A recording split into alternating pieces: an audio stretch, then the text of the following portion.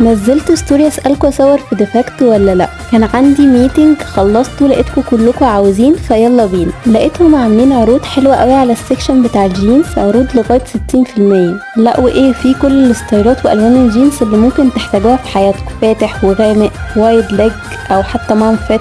انا عن نفسي مش بشتري من الستور، انا بقيس واللي بيعجبني بشتريه من الويب سايت بصراحة عشان اقدر استخدم كود الخصم بتاعي. انتوا كمان ممكن تعملوا كده.